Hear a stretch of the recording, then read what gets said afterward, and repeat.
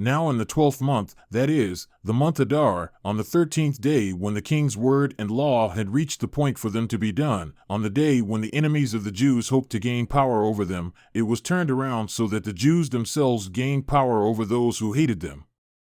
The Jews assembled in their cities throughout all the provinces of King Ahasuerus to send forth their hand against those who sought their calamity, and no one could stand before them, for the dread of them had fallen on all the peoples. Even all the princes of the provinces, the satraps, the governors, and those who were doing the king's work advanced the Jews, because the dread of Mordecai had fallen on them.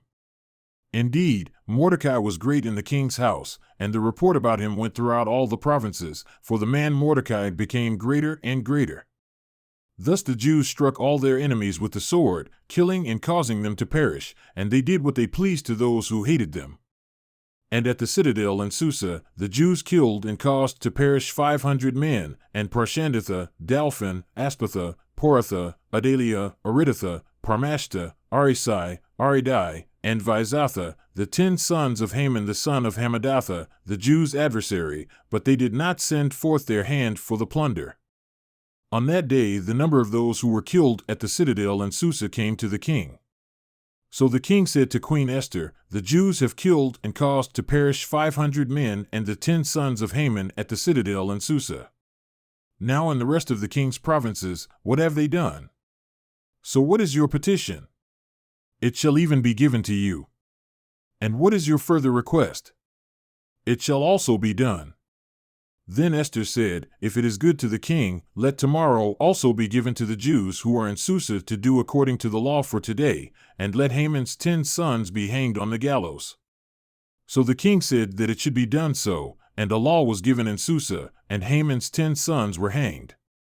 And the Jews who were in Susa assembled also on the 14th day of the month Adar, and killed 300 men in Susa, but they did not send forth their hand for the plunder.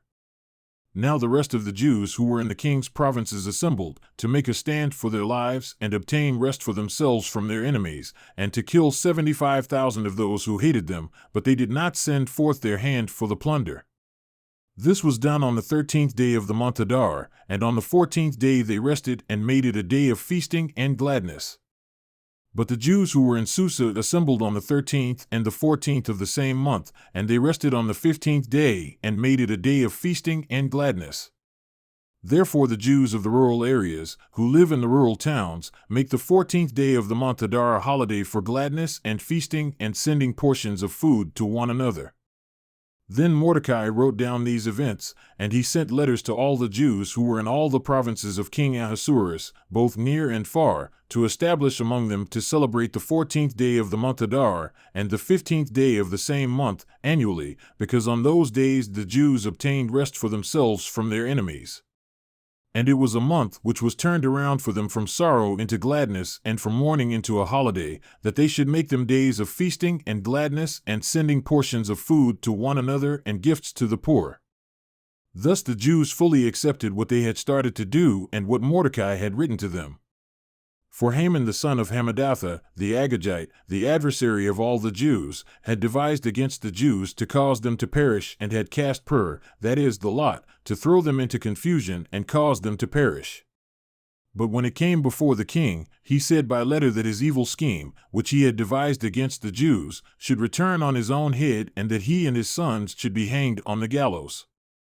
Therefore they called these days Purim after the name of Pur.